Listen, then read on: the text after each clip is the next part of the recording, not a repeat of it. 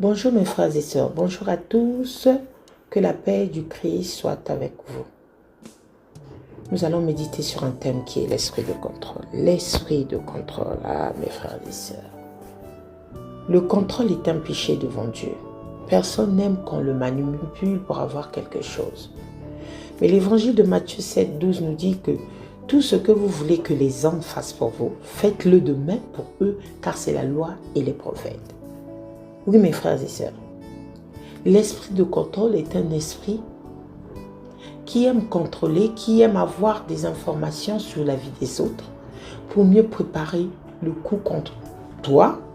Et malheureusement, nous avons beaucoup d'enfants de Dieu qui sont victimes de cet esprit de contrôle. Nous sommes nombreux à subir cet esprit de contrôle. Mais que dit la Bible au sujet du contrôle? Le Seigneur nous dit de nous soumettre et non de contrôler. Oui, en lisant Romains 6, 13, il nous dit « Ne livrez pas vos membres au péché comme des instruments d'iniquité, mais donnez-vous vous-même à Dieu comme étant vivants et morts que vous étiez, et offrez à Dieu vos membres comme des instruments de justice. » Amen. Comme des instruments de justice.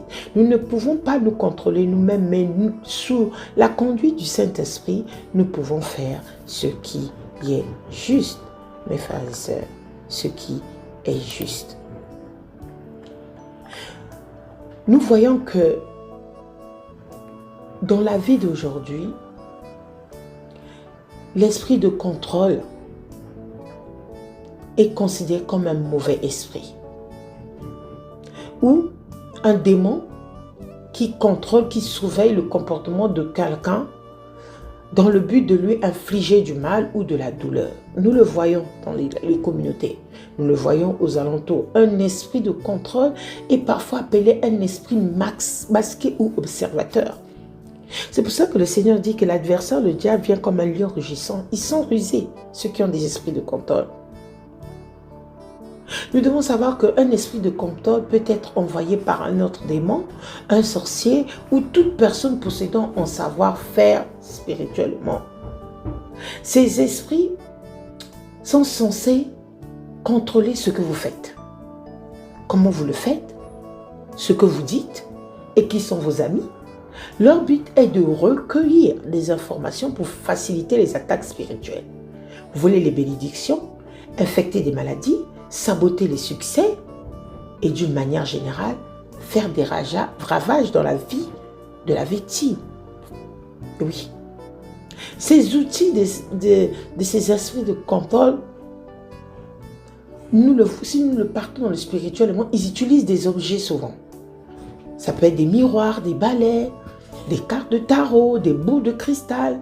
Ces esprits de contrôle peuvent posséder aussi ou prendre la forme d'animaux tels que les chats, les oiseaux noirs, des rats, des loups et des excès, etc. Les esprits de contrôle manipulent même dans les rêves des victimes, de leurs victimes, en faisant réapparaître certaines situations, comme manger, faire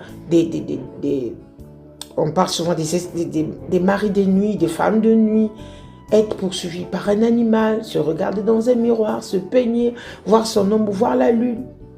Mes frères et sœurs, tout ça fait partie de l'esprit de contrôle. Et beaucoup d'enfants de Dieu sont dans ce piège. La question, comme toujours, est de savoir si l'idée d'un contrôle des esprits est étayée par la Bible. La réponse, mes frères et sœurs, non.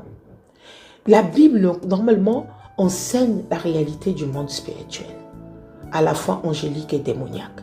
Et nous pouvons supposer que les anges et les démons peuvent nous voir et nous contrôler, dans une certaine mesure.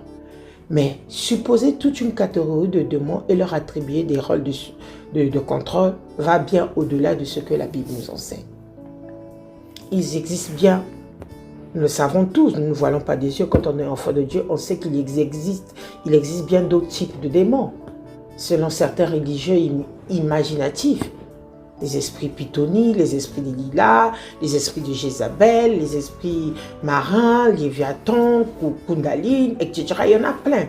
Aucune de ces entités spirituelles n'est mentionnée dans les Écritures et nous devons éviter ceux qui insistent pour promulguer une ménagerie inventée d'ennemis spirituels. La Bible dit que le mal est effectivement à l'œuvre de ce monde et que les croyants sont engagés dans une bataille contre les forces spirituelles, le mal, contre les forces spirituelles du mal dans le royaume céleste.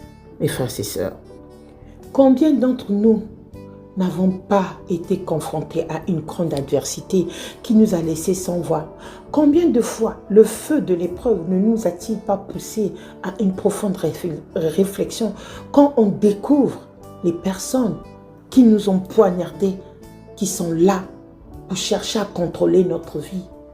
Oui, c'est ça les esprits de contrôle.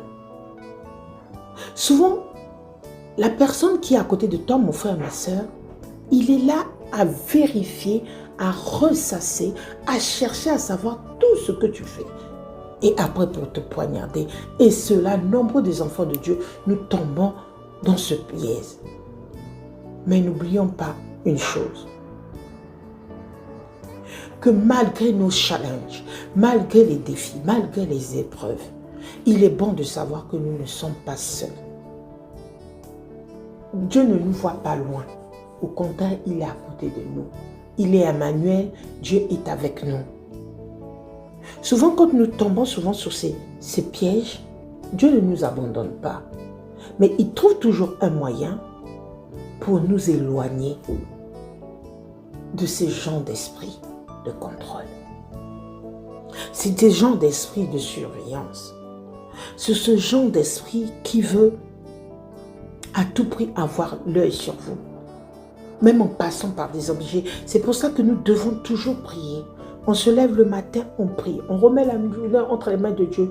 Tu achètes quelque chose, prie pour cela. Tu veux manger quelque chose, tu pries avec foi. On te donne un cadeau, tu dois prier parce que le monde d'aujourd'hui est rempli d'esprit de contrôle. Celui qui t'envie cherche à savoir comment tu vis, comment tu es. Il prévoit même à te mettre fin à ta vie. Nous voyons des poisons gauche et droite. Ce sont des esprits de contrôle. Mes frères et sœurs, n'oublions pas que Dieu, il n'a jamais abandonné ses enfants. Dieu, il a été toujours là pour nous, ses enfants. Donc, faisons attention dans la vie d'aujourd'hui contre ces esprits de contrôle. Souvent, nous le voyons, mais c'est comme si il y a quelque chose qui nous aveugle en face de ces situations. Et aussi, ces esprits de contrôle sont souvent des gens qui passent leur temps à parler du mal de vous, qui passent leur temps à chercher à savoir vos échecs, à chercher à savoir là où vous allez tomber.